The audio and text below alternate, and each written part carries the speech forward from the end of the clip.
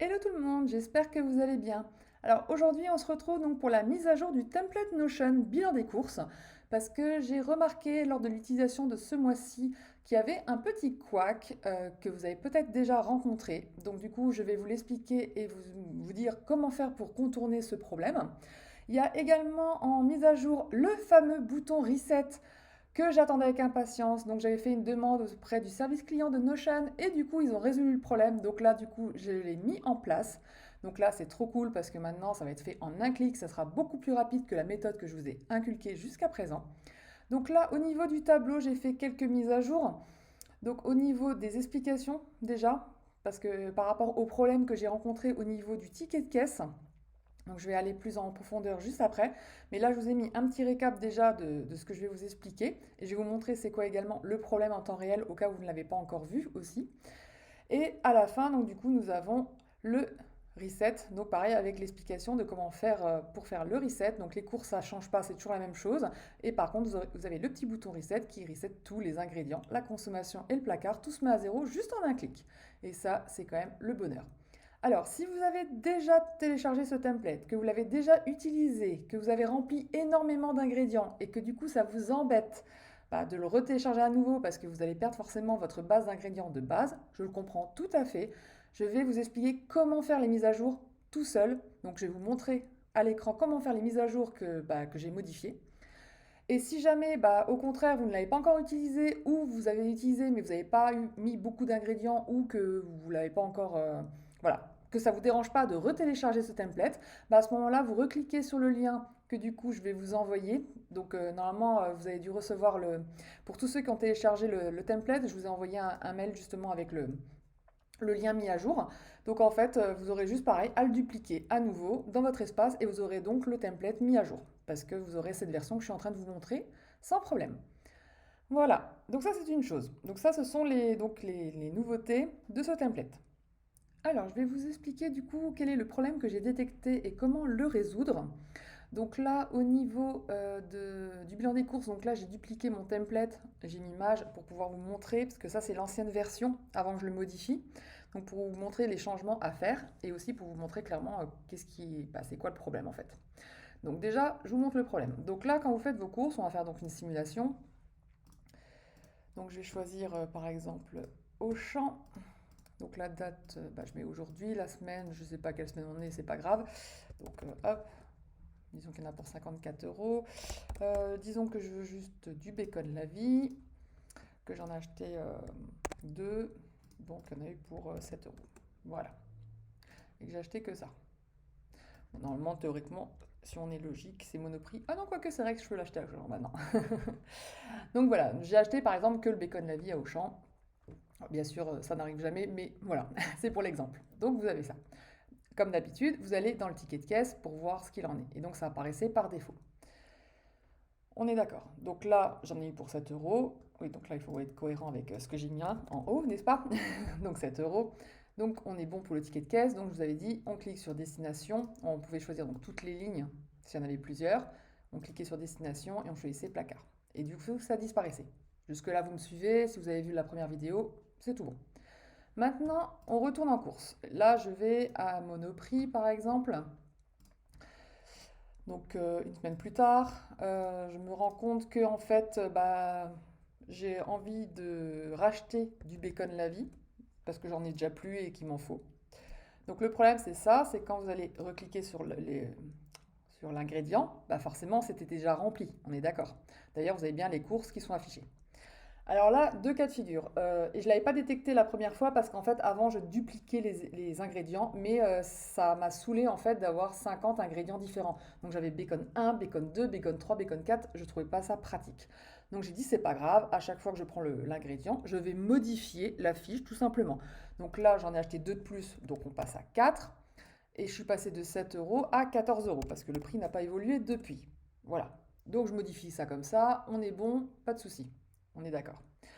Là, au niveau il est dans le placard. Donc là, si on regarde mon raisonnement, c'est qu'ils ont été consommés. Donc en fait, il y en avait deux qui étaient consommés. Et ils avaient déjà été rangés dans les bonnes catégories. Voilà. Donc quantité restante, forcément zéro. Donc là, on est good. Donc du coup, on n'est plus en placard, on est en consommé. Voilà. Si on garde la logique, vous avez fait votre pointage de placard, il n'y avait plus de bacon la vie, ok.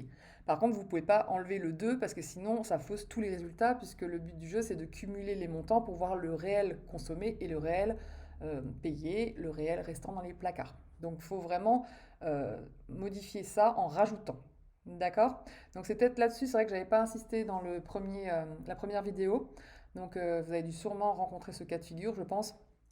Donc déjà, il y a ça à savoir. Maintenant, si on va dans le ticket de caisse, bah, comme vous pouvez le voir, on ne voit rien. Et pourquoi on ne voit rien? Bah, parce que la destination a été remplie. Ici, on le voyait en fait dans le filtre.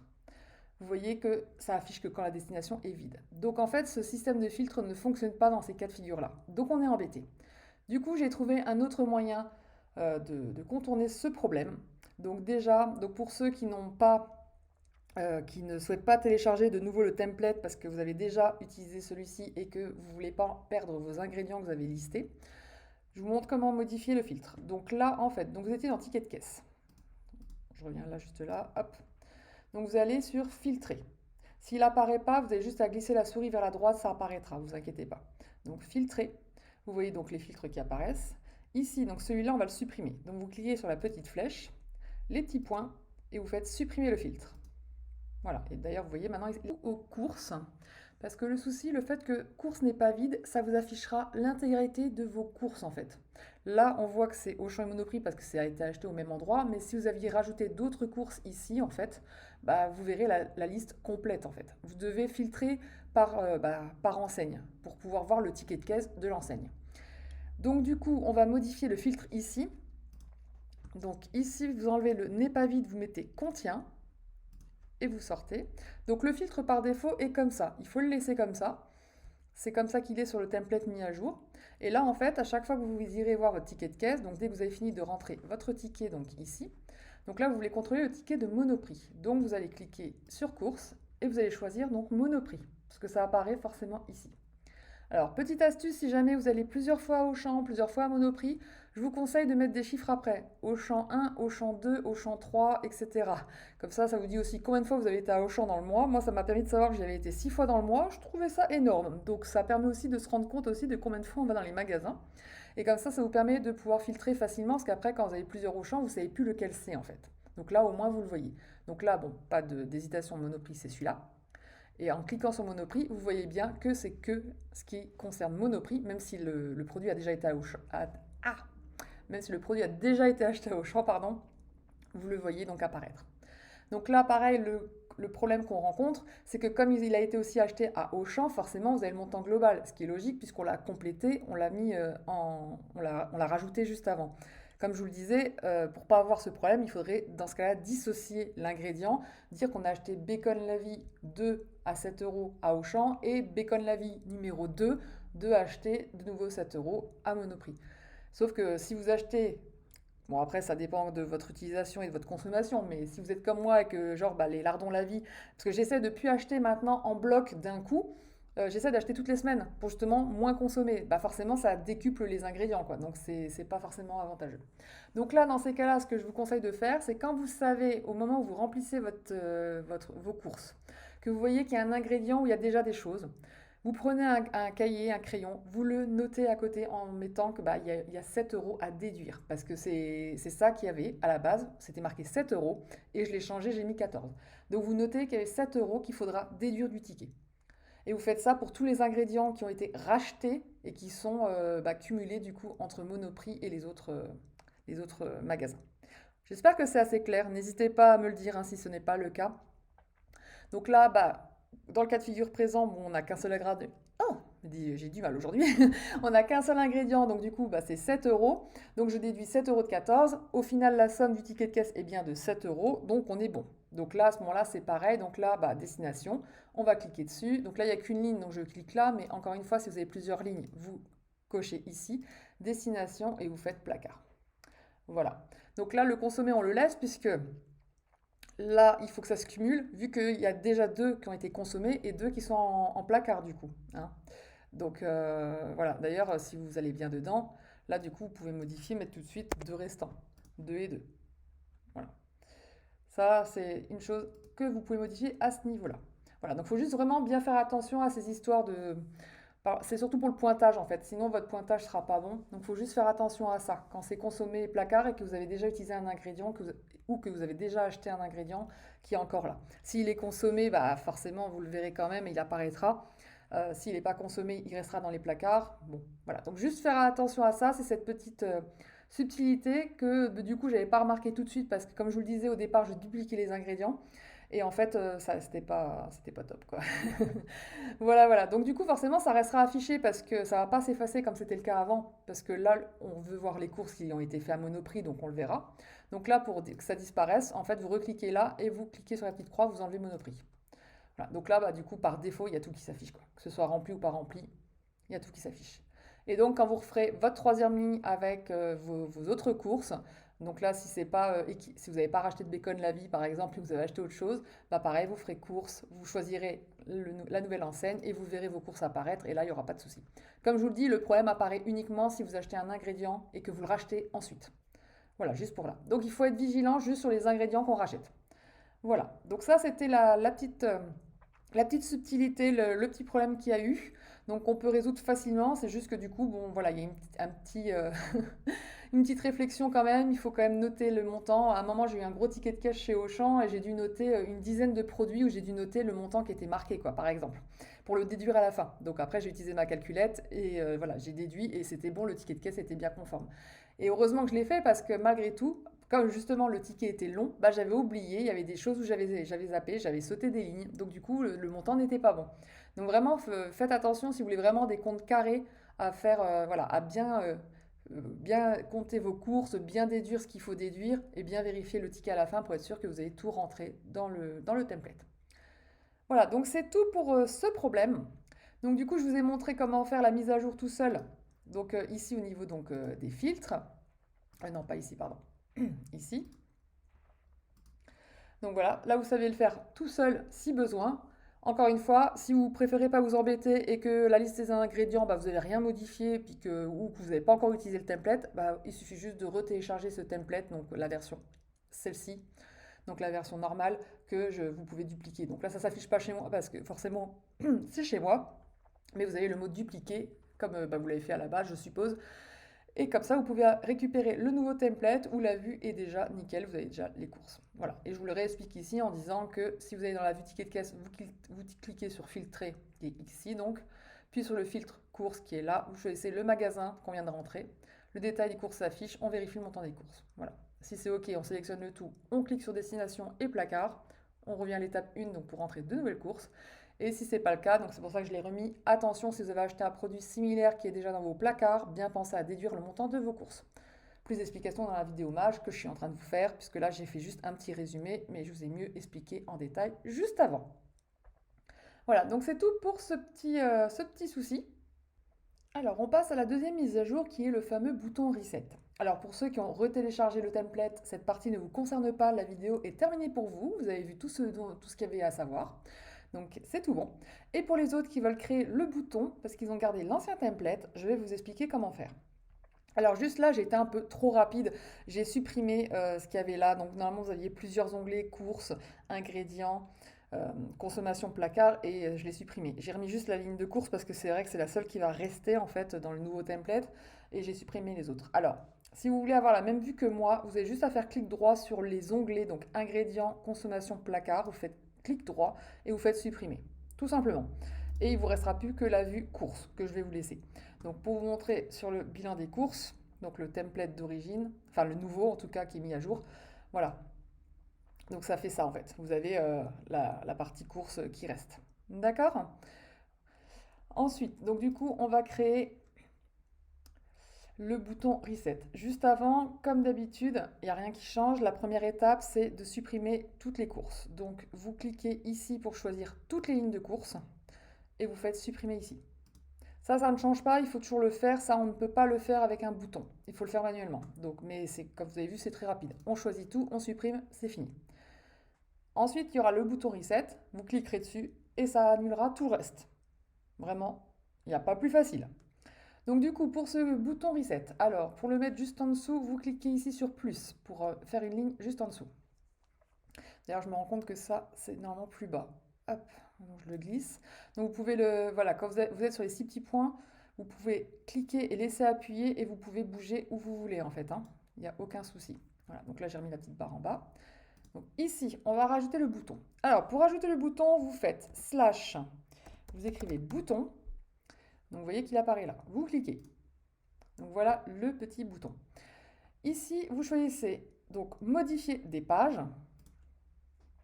On vous demande de choisir une base de données. Alors, il va falloir choisir 3 bases de données. On va en choisir et on va le faire un par un.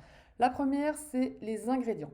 Donc là, vous choisissez ici la page ingrédients. Donc moi, c'est bien celle-là. C'est pour ça que j'ai mis le mot mage. C'est pour pas confondre chez moi et me tromper donc de base de données. Parce que moi, j'en ai plusieurs, mais vous, normalement, vous n'en avez qu'une. Donc ingrédients. Donc vous verrez bien que c'est bien écrit bilan des courses normalement. Bon, moi j'ai freebie template forcément parce que moi j'ai une arborescence plus longue que la vôtre. Mais normalement, vous devez avoir que bilan des courses. Sauf si vous l'avez rangé dans une autre page. Voilà, vous devez avoir votre fil d'Ariane à vous. Donc vous choisissez ingrédients. Donc page à modifier toutes les pages, ça on laisse, hein. Modifier une propriété, vous cliquez. Et là, on va tout modifier sauf type et catégorie. Parce que ça, c'est les ingrédients, on n'y touche pas. Le type, il change jamais. Je veux dire que vous avez rentré un élément genre des aiguillettes apivores, vous savez que c'est un simili, vous ne changez pas le type, donc y a pas, voilà, vous n'allez pas le supprimer. Pareil pour la catégorie, si c'est alimentaire, non alimentaire, vous ne changez pas. Par contre, tout le reste, on modifie. Donc, vous cliquez sur toutes les propriétés restantes. Donc d'abord, quantité achetée. Vous le laissez vide. Là, c'est un chiffre, c'est un nombre qu'on demande, donc vous le laissez vide. Suivant, montant total. Pareil, c'est vide, vous le laissez. Ensuite, course. Donc course, c'est une relation. Donc là, il faut supprimer tout ce qui est rentré dedans. Donc là, vous cliquez sur remplacer par et vous mettez supprimer. Ça supprimera automatiquement tout ce qui est lié aux courses. Modifier notre propriété. On continue. Destination, pareil. On veut enlever placard ou consommer. Donc vous mettez supprimer. Voilà, vous continuez jusqu'à ce qu'il n'y ait plus rien. Quantité consommée, donc c'est 0, donc c'est vierge. Consommation, donc là on supprime. Voilà. Ensuite, quantité restante, c'est vierge. Et enfin, placard, donc supprimé. Voilà. Et si vous avez un doute, vous retournez dans modifier notre propriété. Vous voyez bien qu'il ne reste plus que type et catégorie. Et ça, je vous l'ai dit, on n'y touche pas. Donc on le laisse.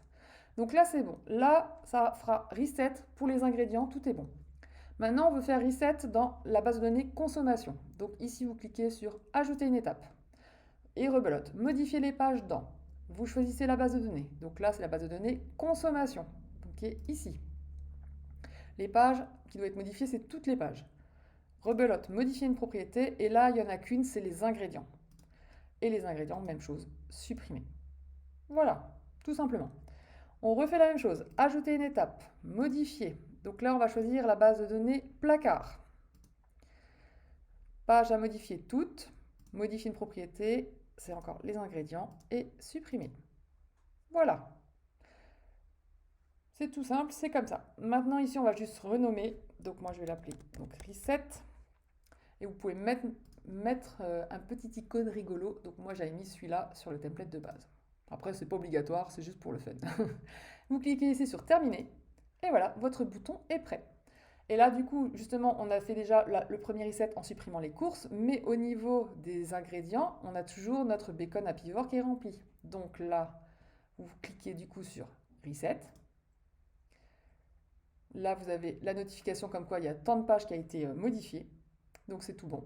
Vous retournez là-haut et vous allez voir que le bacon la vie, vous voyez, il n'y a plus rien. C'est bien vierge.